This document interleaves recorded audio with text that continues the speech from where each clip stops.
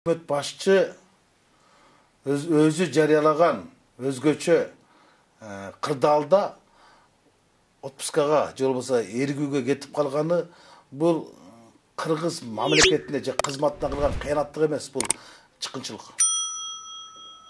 Чыккынчылык деп айтам. Анткени бизде азыр өзгөчө абалды өкмөт өлкө башчысы киргизет.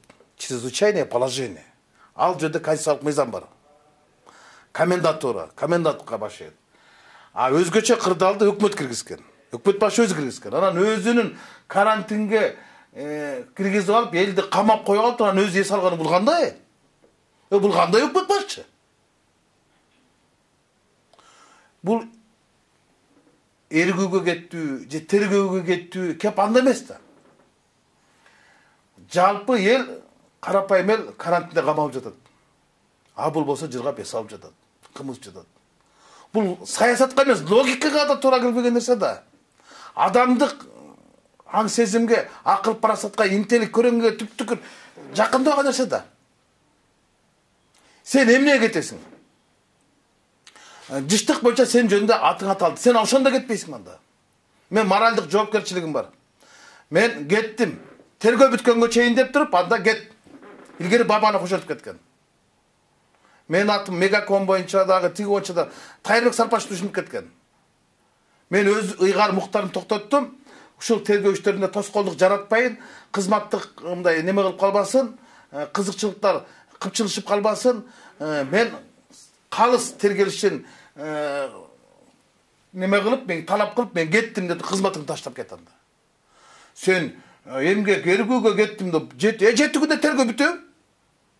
Ким айтты тергөө бүтөт деп? Анда тергөөчү айтыш керек болчу да, буга айыпты тагып, кабарлама берип туруп, аны тергөө бүткөнгө чейин анда кетиш керек. А жок, мен бир базарга эмгек эргүүгө кетем деген бул туура эмес болуп калат.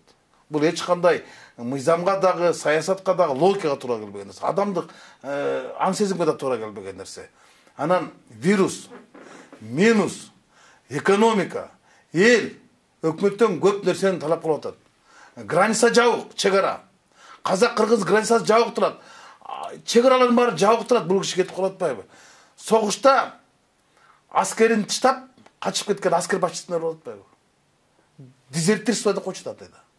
Өз полку иштеп кеткен алдырчу. Кеме чөгүп баратканда командир качып чыкпайт да. Эң артында чыгат да. Мен түшүнбөй койдум. Кандай болгон күндө дагы өкмөт башчынын бул мындай аракети, мындай кадамы бул жоопкерчиликсиз, жоопсуз кадам. Бул жоопкерсиз адам экени айгине койду. Негиз жок болчу. Экинчиден мен башка нерседен көрүп турам бул. Өкмөт башчынын отставкага кетишин. Бул жыштык боюнча деп, жыштык боюнча башкы прокуратура кече Жанар Акаев экөө алым салып айтышпады.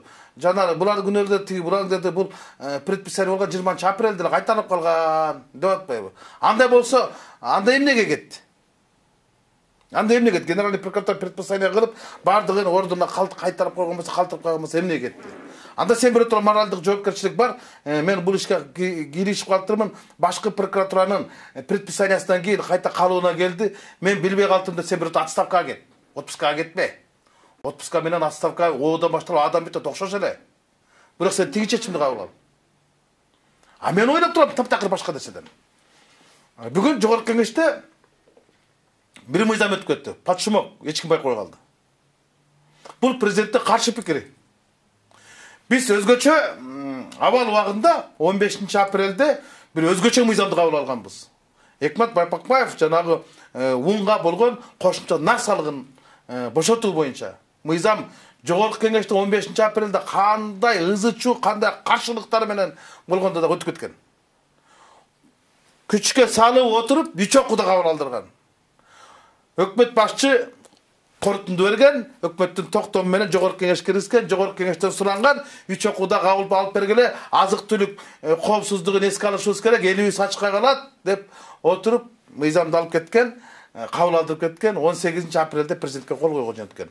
Президент буну 6 майда каршы пикирин жазып туруп, кайтарып жибериптир жогорку кеңешке.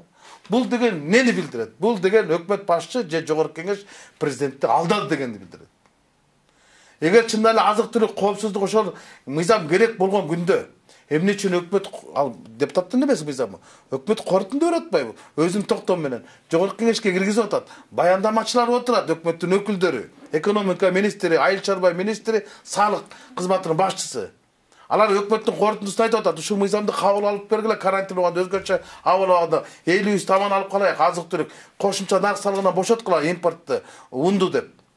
Анан ошондо эле айтканбыз, ызылдаганбыз бир топ депутаттар. Бул лобби, бул 2-3 кишинин кызыкчылыгы, мамлекеттин кызыкчылыгы эмес. Карапайым элди карантинге камап каражат жасап атасыңар.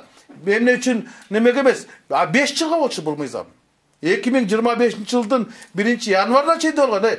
5-жылга чейин коронавирус карантин болот деп ким айтты? Аларга, тилеги жамандарга. Ошентип бул мыйзамды өткөрүп алып кетишкен. Биз ойлогонбуз мындай, ушундай автоматта тездик менен алып кеткенден президент ошол күнү кол коюш керек болчу. Мисалы жанагы мунапыс жөнүндө мыйзамга, башка мыйзамдарга президент биз кабыл алган күнү сыясы кургайлык деп кол коюп атпадыбы?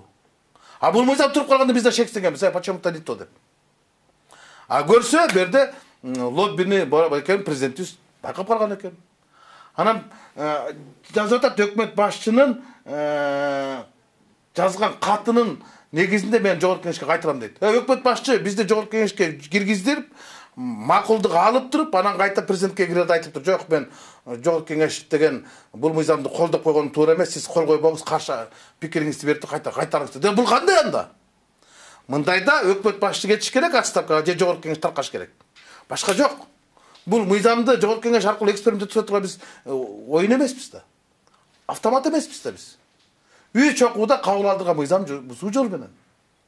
Биз ошондой эле чындан эле өкмөттө коркунуч бар экен, салык кодексин өзгөртүү киргизип деп канчадан эме кылып туруп анан эмне үчүн бул 6-майда жогорку кеңешке келип түшсө бүгүн алып чыкты жөнүбүз. Эмне үчүн президент каршы пикир бүгүн чыкты? Бүгүн президент эргүүгө чыкты, мыйзам жогорку кеңештин немеси чыкты. Мен ушул жактан көрүп турам. Буну көп депутаттар деле эле салып алса керек да. Бирок эл билиш керек да, эмне үчүн бул мыйзамды карантин убагында депутаттарды кезек сессияга чакыртып, үч окууда кабыл алдырдыңар да, кайта каршы пикириңерди жазып жөнөтөдүңөр. Эмне кереги бар эле? Демек арда чоң кызыкчылыктар болгон. Демек арда упушение болгон. Өкмөт башчы өзү корутунду берип, менде турат. Өзү жакты 1-апрелде. 1-апрелде эми азыр айтпасын, 1-апрел бул алдамай күн экенин алдап кетпесин. Бирок 1-апрелде өкмөт башчыны Абылгазиев кол коюп атат. Корутундусу жактырсын, жогорку кеңешке жөнөтөсүн деп. Жогорку кеңештикке суранып атат, үч окууда кабыл алып берип деп. Кабыл алып берип атат, анан президент каршы пикирин билдирип атат. Президент көргөндө жазып атат, жогорку кеңеш кабыл алган мыйзамга кол койбоңуз дейт. Бул кандай анда? Бул кандай? Анда ошол добуш берген депутаттар бар кандай болуп калат? Азыр бардыгын. Алардын баарын сатты да анда.